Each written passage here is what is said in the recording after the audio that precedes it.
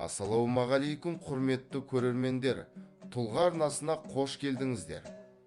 Біздің арнамызды қолдап, лайк басып, комментарий жазып отырайық ағайын. Біздің бүгінгі тақырыбымыз Ардақ Назаровтың өмірбаяны. Ардақ Назаров 1980 жылы 14 қазанда Алматы облысы Райымбек ауданы Қақпақ ауылында Құттықожа Назаров пен Ырысхан Қойшыбаеваның отбасында дүниеге келеді. Ардақ Назаров әжесі Рахияның тәрбиесінде есейеді. Әжесі майданқыл суырғандай баппен сөйлейтін, қызыл тілге шешен адам еді. Орта мектепте оқып жүргенде кішігірім сахналарда Төле би, Қазыбек би, Әйтеке би сынды тарихи тұлғалардың рөлдерін жиі сомдайтын. Әкесі Құттықожа кеңес үкіметі кезінде ауылда киномеханик қызметін атқарып, содан соң ауылдың орта мектептебінде директордың орынбасары болды. Анасының мамандығы есепші болатын. 1991 жылы Ардақ Назаров 4 сынып оқып жүргенде анасы оны грек-рим күресі үйірмесіне алып барады. Бірінші жаттықтырушысы Сарқытбек Батырханов болды. Ардақ Назаров аудандық, облыстық, тіпті республикалық байқауларда жақсы көрсеткіштер көрсете білді. Ардақ Назаров Алматылық құрылыс және менеджмент колледжінде оқып жүріп, джиу-джитсумен айналыса бастайды. Джиу-джитсудан 1999-2001 жылдарда қазақстандық және халықаралық жарыстардан жеңістерге жетеді. 2001 жылы Ардақ Назаров панкратионмен айналыса бастайды. Сол жылы Астана қаласында өткен Еуразиялық чемпионатта 2-ші орынға ие болады. Бұл ең бірінші рет 8 бұрышты тордың ішінде тек қарсыласпен қалған сәт еді. Ардақ Назаровтың сол кезде айтқан сөзі ел намысын арқалап шыққаннан кейін үлкен жауапкершілікті сол кезде сезіндім.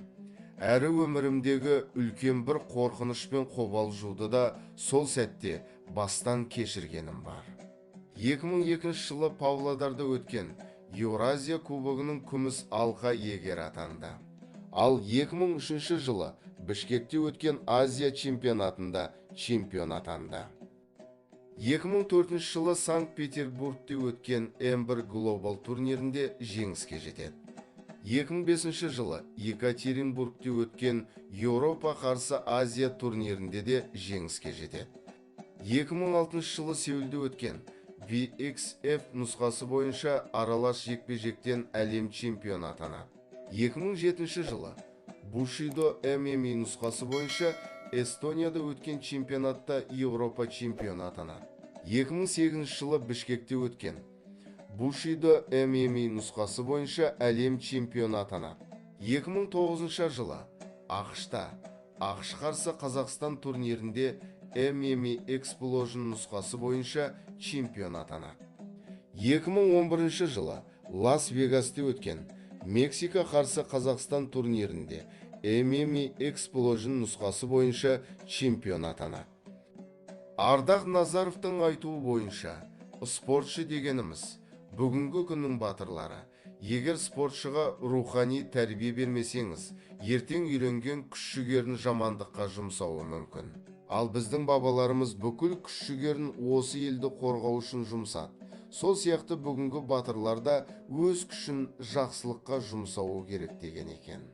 Хабиб Нурмагомедовке әкесі жаттығудан кейін кітап көшіртіп жазғызатын болған.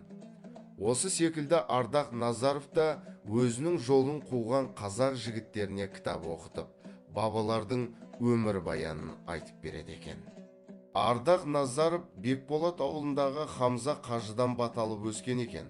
Алғаш жыр жаттауды да осы Хамза қажыдан үйренген. 2013 жылдың қазан айының 5 күні қазақтың жанашыр азаматы Ғалымжан Әбдірайымов ағамыздың қолдауымен Әлем Файтерс кәсіпқой спорт мектебін ашады. Әлем Файтерс деген атау әлем жауынгерлері деген мағынаны білдіреді. Мұндағы мақсат қазақтың қайсар жігіттері әлемді аузына қаратып, жауырыны жерге тимей, жеңіске жетсе деген Ардақ Назаровтың еті. Сонымен қатар, өзінің де азды көпті өмірден, спорттан алған тәжірибемен бөлісу. Әлем Файтерс кәсіпқой спорт мектебінде бүгінгі таңда олимпиадалық спорт түрі саналатын бірнеше үйірме жұмыс істейді. 20-ға жуық спорт түрінен бапкерлері спортпен шұғылдануға ниет білдірген балаларды баптайды. Олардың әрқайсысы күрес, дзюдо, бокс, таэквондо, карате, грэпплинг, джиу-джитсу сынды спорттың түрлеріне өз таңдаулары бойынша бейімделеді. Сондай-ақ мектепте таэквондо, дзюдо және муай-тай спорты бойынша қыз балаларға арналған арнайы үйірме де бар. Сонымен қатар, Әлем Файтерс кәсіпқой спорт мектебі 5 жастан жоғары балалармен қатар, зейнет жасына жақындаған азаматтарға дейін спортқа баулып келеді. Назар қойып тыңдағандарыңызға рахмет. Арнамызға жазылып, келесі шығарылымдарды жіберіп алмас үшін қоңырауды басып қояйық.